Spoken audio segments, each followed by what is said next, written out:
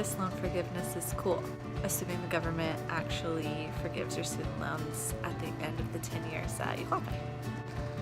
What it is, it's a 10-year repayment program where you pay 10 to 15% of your discretionary income for 10 years, and then at the end of the 10 years, the balance of your loans is forgiven, which is awesome because you're not taxed on it, unlike some of the other programs. It feels like there's a million different rules that you have to follow in order to actually qualify for forgiveness, and so we're breaking it down, keeping it simple here, what you need to do to actually get your loans forgiven under Pslf, Public Service Loan Forgiveness.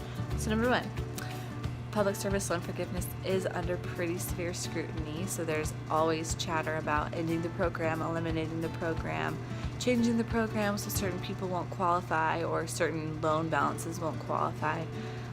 So be aware of that going into it. The terms of public service loan forgiveness can change on you while you're participating in the program. So you might make all the payments and get past the 10 years and then not have your loans forgiven. So that's the first thing to kind of ponder when you're considering. Now, how likely is it that they'll change the program on you after you've signed up and relied on it? I'm not sure. There's already plenty of lawsuits going on right now and plenty of horror stories about people who have not had their loans forgiven. Lawsuits aren't that fun unless you're the lawyer. So the second thing to think about is that only federal direct loans qualify. So if you have an FFEL loan or a Parent Plus loan or some other kind of loan that's not a direct loan, it's not going to qualify. But one thing you can do is consolidate your loans into a direct federal loan, and then that way they can qualify. But the catch is you have to do that. That's when your qualifying payments start. So if you've already made loan payments under your other loans, when you consolidate, that starts the clock. So from that point, when you consolidate that point on, that's when the 10 years starts to pay off your loan. The third and best part of public service loan, there's no tax on the balance on the year you're forgiven for your loan. So say you're forgiven $500,000 loans on another repayment plan, student loan forgiveness plan, you would be taxed on that amount as if it was your income. Not under public service loan forgiveness, it's just forgiven and it disappears. The other thing to consider is that you have to work for a qualifying employer to qualify for public service loan forgiveness. Basically, that comes down to the government or a qualifying not-for-profit organization that's a 501c3 organization. If you're not sure that you qualify, you can fill out a form.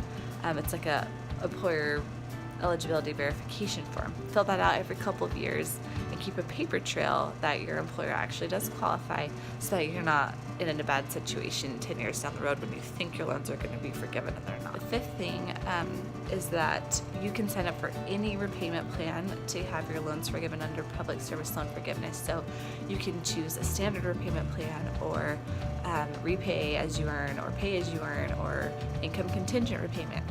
Don't ever sign up for income contingent repayment. Under no reason. No one should do that. Your best option is going to be repay or pay as you earn, because the idea is that you want to pay the smallest amount each month on your loan so that the majority of your loans will be forgiven. So it doesn't really make sense to pay under the standard plan where you would pay off your loans in 10 years, because if you can do that, then why do public service loan forgiveness anyways? The balance of your loan will be gone after the 10 years. The sixth thing is that you have to work full-time.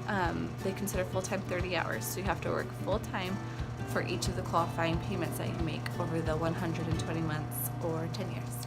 And the seventh thing, notwithstanding the fact that you have to make those qualifying payments by working full-time, you can actually hit the pause button on work. So if you need to stop working for a couple of years for whatever reason, you have a baby or who knows why, the clock stops. So if you've made 5 years of qualifying payments and then you stop working for 2 years and then you go back to work for 5 more years, it's been 12 years, but they'll count it as 10 because you worked for 10 years during the 12 years. As long as you make qualifying payments, no biggie. Speaking of babies, number 8, under the Family Medical Leave Act, if you leave for having a baby or whatever reason under the FMLA, time is still accruing under that time. So even though you're not working, if you've done it under the FMLA, those qualifying payments still count. The ninth, and in my opinion, one of the most important things to consider is that public service loan forgiveness started 10 years ago, more than 10 years ago, in 2007, and still nobody has had their loans forgiven. That should give you pause in making these decisions. So Even if it doesn't work out in the end, you might still get your loans forgiven under repay or pay, but just be a little leery of the program. It's been weird. If you have other questions about Pay As You Earn or any of the other student loan forgiveness programs, check us out at redtogreen.com. We're personally paying off $600 grand in student loan debt, and we'd love to hear from you and chat with you. Go check us out.